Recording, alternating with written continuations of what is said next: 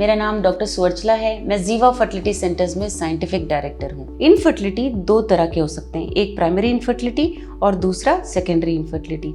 Primary infertility उसे कहते हैं जब आपको प्रेगनेंसी बिल्कुल ही ना आया हो, लगभग 1 साल की ट्राई करने के बावजूद, यानी कि आपने कॉन्डम नहीं यूज़ किया या आपने कॉन्ट्रासेप्टिव पिल्स नहीं यूज़ किए और रेगुलर इंटरकोर्स के बावजूद आपको प्रेगनेंसी नहीं हुआ है, तो उसे प्राइमरी इनफर्टिलिटी कहा जाता है। सेकेंडरी इनफर्टिलिटी वो होता है जब आपको किसी न किसी तरह से प्रेगनेंसी ज़रूर आई है, या तो वो कंटिन्यू हुई है या नहीं हुई है। वो किस तरह के होते हैं, या आप प्रेग्नेंट होकर मिसकैरी हुए हैं, या आपको एक्टोपिक प्रेगनेंसी हुआ है, यानी कि एक्टोपिक प्रेगनेंसी का मतलब ये है कि ट्यूब में प्रेगनेंसी हुआ हो, या सर्विक्स के पास हुआ, या एब्डोमेन में हुआ हो। ऐसे प्रेगनेंसीज को एक्टोपिक प्रेगनेंसी कहा जाता है।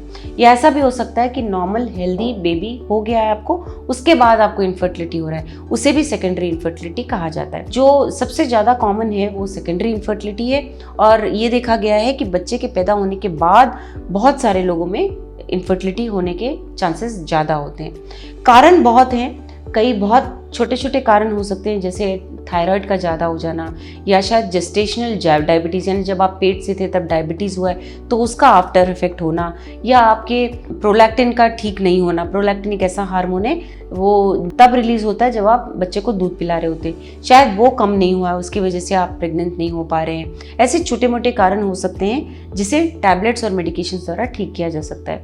लेकिन ये एक ज़रूरी फैक्टर याद रखिए कि आपकी उम्र आज जब आप ट्राई कर रहे हैं सेकेंडरी इनफर्टिलिटी के दौरान ज़रूर ज़्यादा हो गई है, उससे कंपेयर करिए जब आप पहले बार प्रेग्नेंट हुए थे और पहली बार आपको बच्चा हुआ था। तो ये जो गैप आ गया है उसका भी बहुत बड़ा योगदान होता है, आपके इनफर्टिलिटी पे बहुत बड़ा असर पड़ता है। इसीलिए एज का भी ध्यान में रखना बहुत ज़रूरी होता है। वेट का भी बहुत असर पड़ता है आपके फर्टिलिटी पे।